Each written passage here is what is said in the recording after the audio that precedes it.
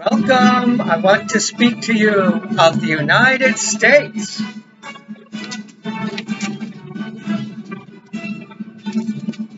Welcome. Come on in, brothers and sisters.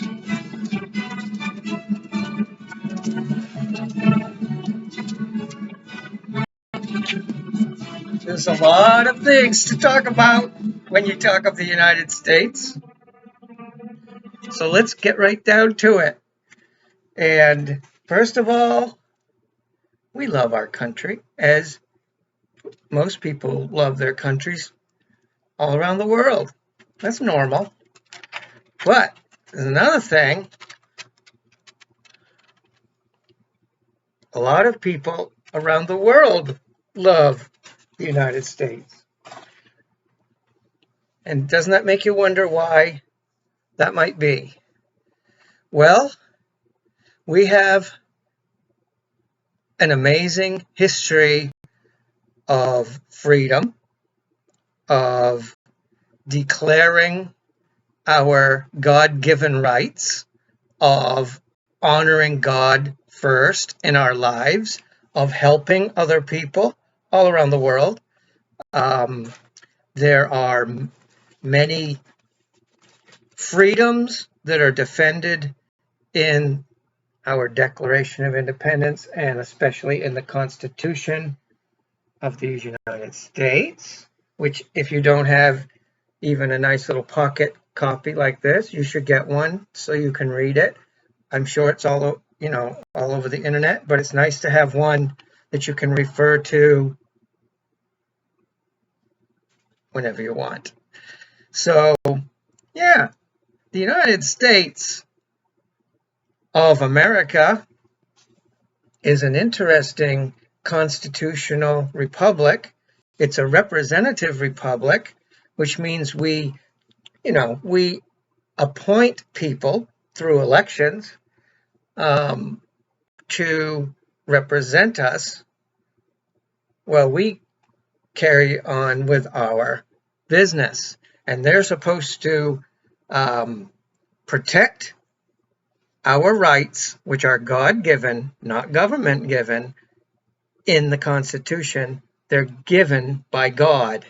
And these great men and women who founded our country, who sat and debated how our freedoms were being eroded by the biggest empire in the world with the mightiest army to that date, the British, or England, and the British Empire, which was all around the world, and the colonies that would become the first 13 states in the United States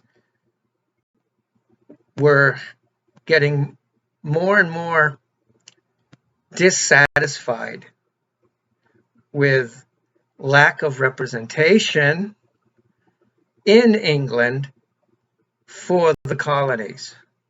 So you're talking about Massachusetts, Pennsylvania, Virginia, down in Georgia, Carolina, New Hampshire. Maine was part of Massachusetts at that point. And did I forget New York? I'm sorry. I forgot some of the southern states too. Anyway, it's 13, okay? 13 colonies. And one of the amazing things is the United States is a beacon for freedom. That's why we are concerned right now with making sure that we keep our freedom. This flag, Don't Tread on Me, which you might see here and there, is the Gadsden flag that was one of the battle flags in the Revolution. And that's when we finally had enough of Britain trying to confiscate our arms, trying to tax us without fair representation, ignoring our problems, closing our state legislatures down at will, We didn't want that anymore. And so, hey, I'm Andrew, hiking druid. I've studied our founding fathers for 30, 40 years now. Very fascinating people. When you read what they wrote in their diaries to each other on the subject of freedom, or like Abraham Lincoln, what he said about the United States, keeping our union, freeing the slaves, pretty much founding the Republican Party.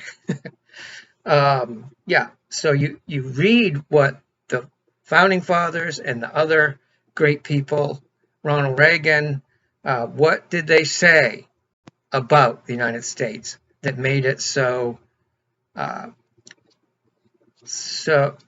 unique in the history? Look, most republics don't last more than about 100, 150 years. What few tried to start usually ended up trading their freedom for safety. Does that sound familiar? Australia, Germany, right before World War II. You can't trade your freedom for false promises of safety. So what I would like to do right now is tell you what some of the folks who were brave enough and bold enough to declare that all men are created equal in the eyes of God, based on God's natural law, which is what common law is based on. It's all through the Constitution and the Declaration of Independence. Ben Franklin in Philadelphia said, "Rebellion to tyrants is obedience to God." Most of the founding fathers were Christians or deists, which means you believe in a God, but maybe not a lot of the miracles that are more in the New Testament. So they were, the large majority of them were Christians, were very concerned with making sure that God was, God's law was represented. Most of the great universities in this country were started to teach about God, which is quite astounding when you see the lack thereof in these modern times. Okay, so there's Ben. He's a good one, and he was quite an amazing statesman and wise and inventor and prolific writer. Now, let's go to George Washington, who will, since I'm talking about the Declaration of Independence and the Constitution, he will become the first president of the United States. He was the president of the Continental Congress at one point. He was the general, he was the head general during the Revolution, commander-in-chief. And that's probably how it ended up being part of the presidential responsibility. He said, when any nation mistrusts its citizens with guns, it is sending a clear message. It no longer trusts its citizens because such a government has evil plans. You were so right, George. And they're still at us. They're still at us. They still want to do that. All right, here's another thing. For all your professors and teachers in high school that said, the founding fathers were very against religion. Wrong. There's no such thing as the Marxist theory of separation of church and state. The Constitution is supposed to protect our rights to worship God however we want. That means the Congress shall not pass any laws that teach us anything except for that we love God and we'll worship him however we want. Thank you very much. Right, George? Yes, Andrew. Oh, wow. That's pretty interesting. General George Washington said it is impossible to govern a nation without God in the Bible. Does that sound like an irreligious doubting Thomas? Not to me. Okay. Now let's talk about Sam Adams. His cousin, John Adams, will be the second president, but we're still in the revolutionary times, so hang on. And remember, these books give you an essential insight. They're not textbooks. They're books about Sam Adams, a life. Has a lot of the letters that he wrote. He was a silversmith in Boston, and he was a big organizer, let's say, of the Tea Party, probably, and resistance to the tyrants as they were trying to steal their ammunition from Concord and Lexington. And he was in the forefront. He never ran for president, but I think he was, you'd have to go and look this up, but I think he did serve in Boston, in the city of Boston itself. It is in the interest of tyrants to reduce the people to ignorance and vice. That's like bread and circuses in Caesar's time or in our time. Fancy restaurants and the Super Bowl, okay? So you want to just have ignorance and vice in themselves. Okay, the Super Bowl is not ignorance and vice. But to be totally mesmerized by television, that makes you into a drooling, pudding, slobbering, pudding head. Sorry. Just trying to wake you up a little. Awareness is where it's at, kids. It is in the interest of tyrants to reduce the people to ignorance and vice, for they cannot live in any country where virtue and knowledge prevail. Okay. He also said, if ye love wealth better than liberty, the tranquility of servitude than the animated contest of freedom, go home from us. We ask not your counsels of arms, crouch down and lick the hands which feed you. May your chains sit lightly upon you, and may posterity forget that you were our countrymen. So if you're not willing to take a stand, hold the line, speak truth, raise the awareness, deepen the discernment, talk about God, teach people the importance of how it is so important to the country, then do you deserve the freedom and prosperity that comes from it? Great question, Mr. Samuel Adams. Oh, thanks, Andrew. Have a bloody good day. We always forget, because of the movies, they make the Revolutionary War people sound like us now. And the British, of course, with this English accent. But we would have all had English accents. It was only a couple hundred years that people have been living, and a lot of them were the first generation straight from England that were living here, or from Germany, or from France. Okay, what do we have next? Oh, one more from Mr. Adams. It does not take a majority to prevail, but rather an irate, tireless minority, keen on setting brush fires of freedom in the minds of men, which is exactly what's going on right now with the Make America Great Again, folks.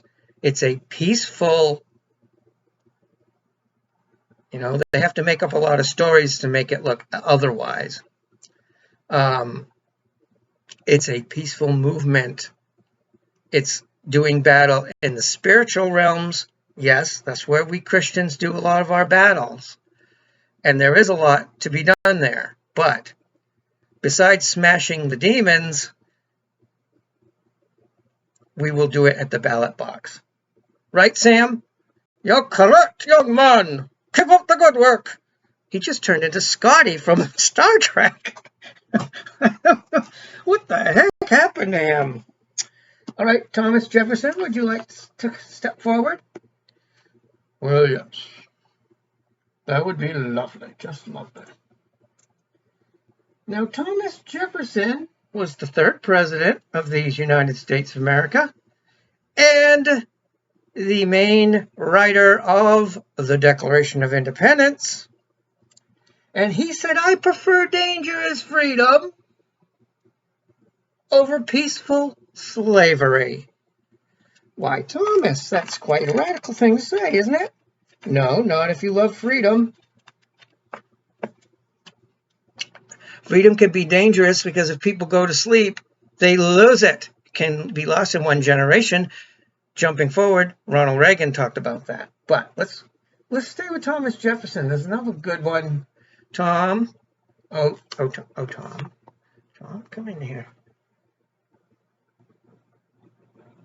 Yeah.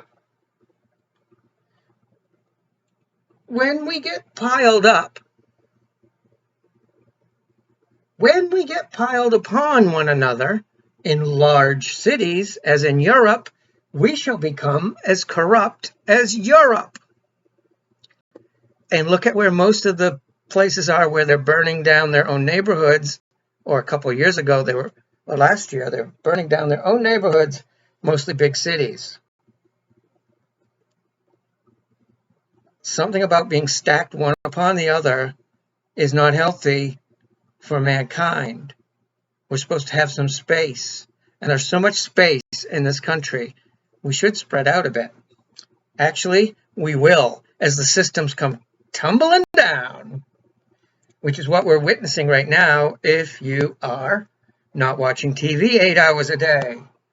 All right, my friends, we're going to skip ahead a while to Mr. Lincoln, Civil War, 1860s. There's his lovely wife.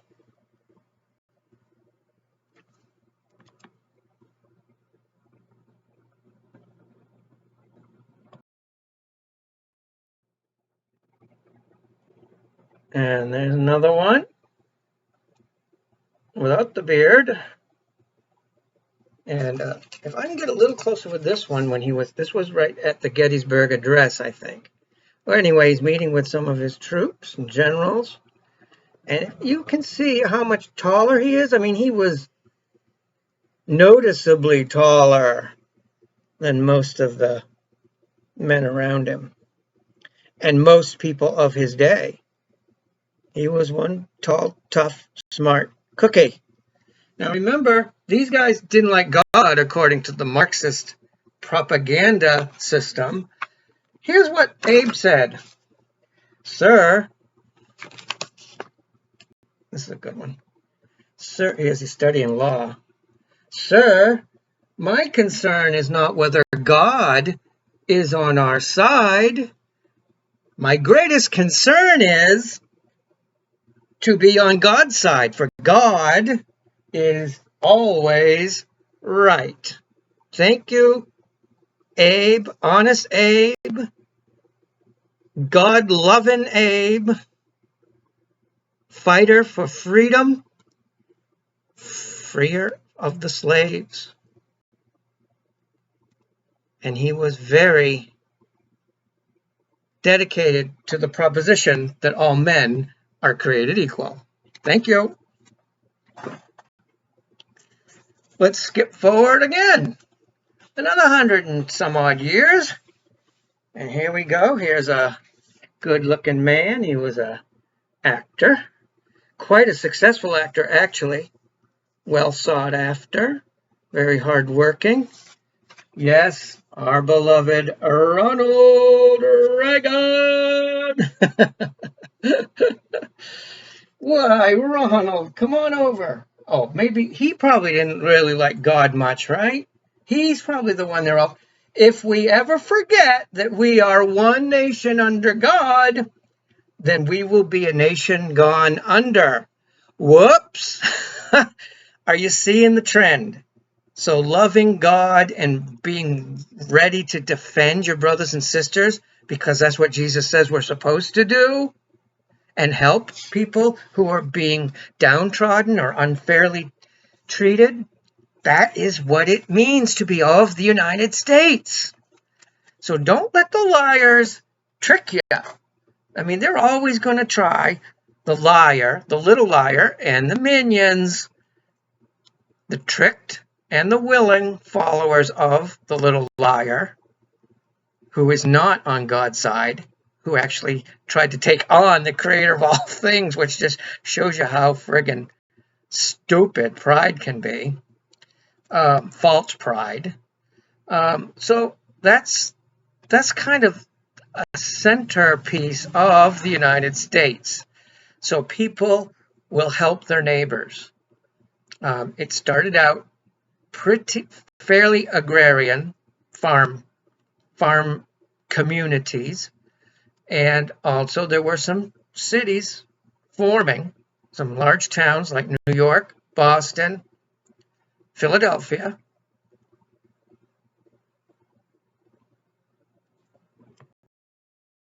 Richmond, Virginia was a big city. Atlanta, Georgia was growing quite quickly by the time of the Revolutionary War. And so, yeah, we get to see that freedom is essential. Representation is important, and that is going to come forward to form even how we look at things these days. Yeah, it seems like the core, I guess is what I'm getting at, of the United States is loving one another, to honor the creator of all things, our heavenly Papa,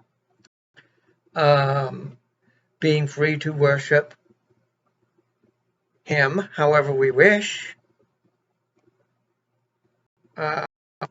and the freedom that comes through responsibilities, and having an awareness of natural law and nature's God, and remembering that we help those less fortunate than ourselves. You have a right given by God to pursue happiness. That doesn't mean you're guaranteed to be happy all the time. But you can be if you wish to, because you have one of the greatest rights is God-given. It's free will. So we wish all the nations of the world to have true freedom, which comes through responsibility, not freedom from responsibility. You cannot take the bread that comes from the sweat of your neighbor's brow. That's not what being free is about. Being free is about pursuing your dreams and working hard to bring them to fruition. And what's beautiful is where we're headed now, as all the twisted systems are collapsing, we get to build the new goodly godly ones to replace the ones that were designed by the enemy, the little liar. So yeah, they're collapsing just as they were designed to collapse, because they were supposed to keep us in constant fear and panic.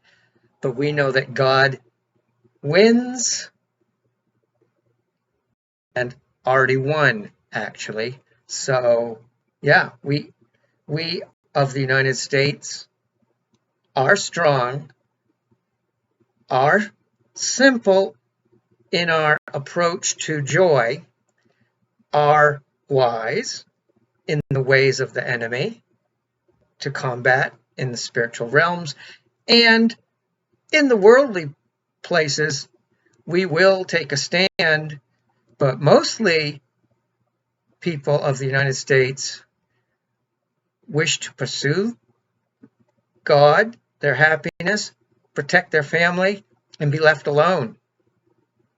Now, we will ignore the fact that people saying that they were representing the United States were doing some really disgusting, evil things around the world.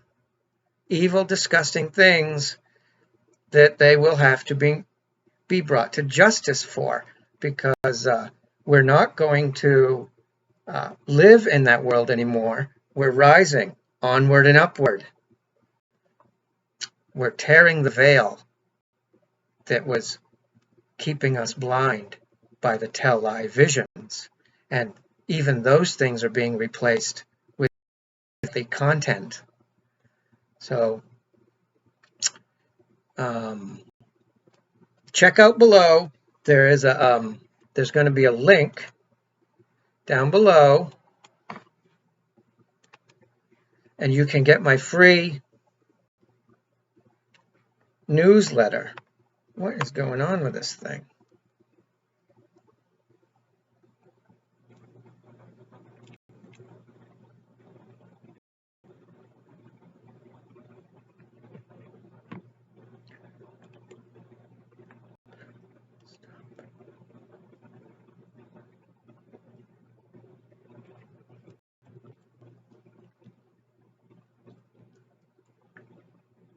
Wait, hang on a minute. Technical difficulties.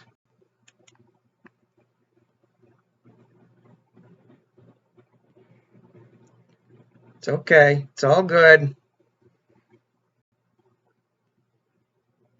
Oh no.